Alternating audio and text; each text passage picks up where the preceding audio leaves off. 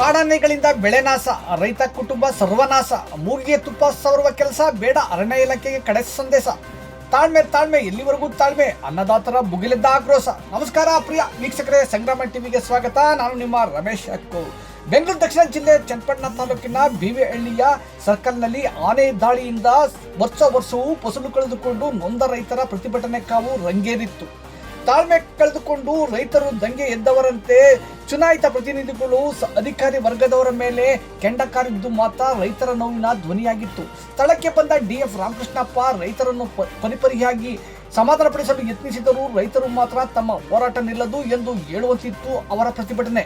ಅರಣ್ಯ ಇಲಾಖೆಯಲ್ಲಿ ಸಭೆ, ಜಿಲ್ಲಾ ಆಡಳಿತದಲ್ಲಿ ಸಭೆ, ತಾಲೂಕು ಆಡಳಿತದಲ್ಲಿ ಸಭೆ ನಡೆದು ಆನೆಗಳ ನಿಯಂತ್ರಣಕ್ಕೆ ಮುಂದಾಗಿರುವುದಾಗಿ ನೆಪ ಮಾತ್ರಕ್ಕೆ ಅಧಿಕಾರಿಗಳು ಭರವಸೆ ನೀಡಿದರೆ ಹೊರತು ಯಾವುದೇ ಕ್ರಮ ಕೈಗೊಳ್ಳದಿರುವುದಕ್ಕೆ ರೈತರು ವೃತ್ತಿಗಳಲ್ಲೂ ಕಾರಣವಾಗಿತ್ತು. ಗ್ರಾಮಾಂತರ ಪೊಲೀಸ್ ಠಾಣೆಯ ಸಿಪಿಐ ಪ್ರಕಾಶ್, ಅಕ್ಕೂರ್ ಪೊಲೀಸ್ ಠಾಣೆಯ ಪಿಎಸ್ಐ ಆಕಾಶ್ ಚನ್ನನ್ ಹಾಗೂ ಸಿಬ್ಬಂದಿ ಸೂಕ್ತ ಪೊಲೀಸ್ ಬಂದೋಬಸ್ತ್ ವ್ಯವಸ್ಥೆ ಮಾಡಿದರು.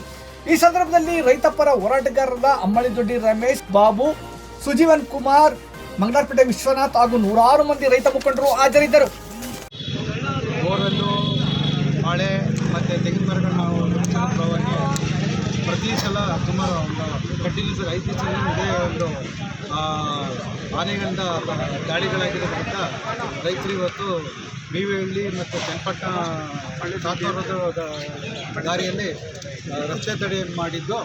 ಆವತ್ತಿನ ದಿವಸ ನಾನು ಬಂದು ಇಲ್ಲಿ ರೈತರ ಜೊತೆ ಮಾತಾಡಿದಾಗ ಈ ಸಮಸ್ಯೆನ ಬಗೆಹರಿಸೋಕ್ಕೆ ಡಿ.ಸಿ.ಸಿ.ಎಫ್ ಲೆವೆಲಲ್ಲಿ ಇದು ಡಿಸ್ಕಷನ್ ಆಗಬೇಕು ಅಂತ ರೈತ ಮುಖಂಡರು ಕೇಳಿದಾಗ ಸದ್ಯಕ್ಕೆ ನನಗೆ ಡಿ.ಸಿ.ಸಿ ಹತ್ರ ಮಾತಾಡೋಕ್ಕೆ ಅವಕಾಶ ಸಿಗಲಿಲ್ಲ. ನಾನು ಮೇಲ್ಗಡೆ ಮಾತಾಡಿದ ಅಧಿಕಾರಿ ಆದ CF ಸಾಹೇಬ್ ಮಾತಾಡಿದೆ. ಅವ್ರು ಬಂದು ಆಯ್ತು ಸಮಸ್ಯೆನ ಆಲಿಸಿ ಇದನ್ನು ಡಿ.ಸಿ.ಸಿ ಕಳಿಸೋಣ ಅಂತ ಹೇಳಿದ್ರು. ಅದರಿಂದ 6ನೇ ತಾರೀಕು ಬರ್ತೀನಿ ಅಂತ ಮಾತಾಡಿದ್ದಾರೆ. 6ನೇ ತಾರೀಕು ಇದೇ ಜಾಗದಲ್ಲಿ ಸಭೆ ಮಾಡಬೇಕು ಅಂತ ರೈತರು ಇದೇ ಜಾಗದಲ್ಲಿ 6ನೇ ತಾರೀಕು ನಾವು ಸಭೆಯನ್ನು ಆಯೋಜನೆ ಮಾಡ್ತೀವಿ. ಸಭೆ ಟೈಮಿಂಗ್ ಹೆಚ್ಚು ಕಮ್ಮಿ 11 ಗಂಟೆಗೆ ತಿಳ್ಕೊಳ್ಳೋಣ. ಅದನ್ನು ತಿಳಿಸ್ತೀವಿ ಸಾಹೇಬ್ರ ಟೈಮಿಂಗ್ಸ್ ಎಷ್ಟು ಅಂತೇಳಿ. ಬೆಳಗ್ಗೆ 11 ಎಷ್ಟು ಕಮ್ಮಿ ಅಕಸ್ಮಾತ್ ಅವರೇನೋ ಬೇರೆ ಟೈಮಿಂಗ್ಸ್ ಇರುತ್ತೆ ಆ ಟೈಮಿಂಗ್ಸ್. Okay sir.